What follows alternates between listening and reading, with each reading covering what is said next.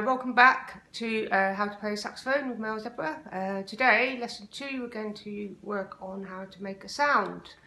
So essentially for this we only need to do this using the mouthpiece. We don't need to put the whole thing together today because the sound of the saxophone comes from the reed that we put on in the first lesson, and the reed vibrates, and that's what gives us that cool saxophone tone.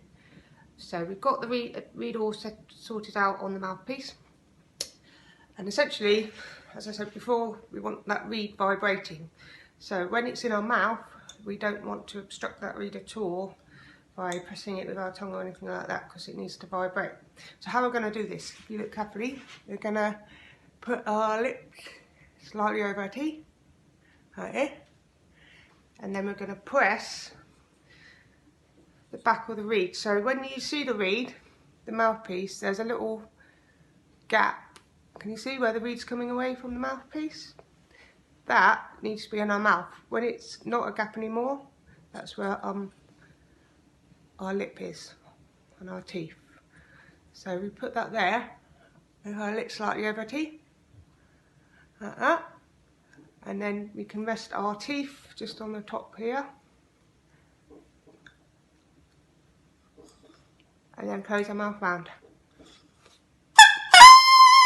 and blow. So things to watch out for is that we don't want any air gaps. The moment you get an air gap, that is when you're not going to get a sound, or it's going to squeak or whatever. So as I said before, if you see where your reed's coming away from the mouthpiece, all of that's got to be inside your mouth. If it's not, and you have an air gap, then it's going to squeak and you're not going to get a sound. As I said before, we don't want to be touching the reed with anything. It's just got to lie totally free inside your mouth, so it can vibrate when you blow the air over it.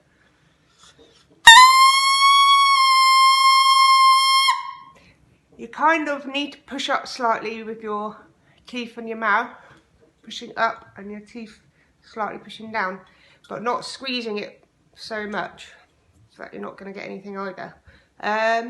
All I can suggest with this is you get the embouchure, and then you just experiment, keep on trying, adjusting your mouth, how much mouthpiece you have in your mouth, how little you have in the mouth, how hard you blow.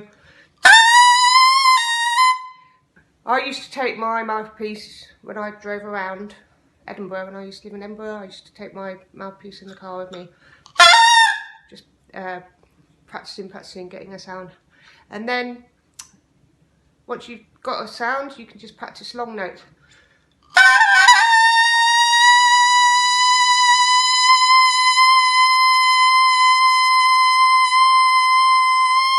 And that's really going to help build up your muscles in your embouchure, is what you need.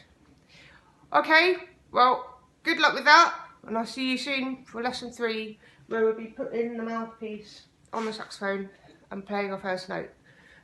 Bye for now.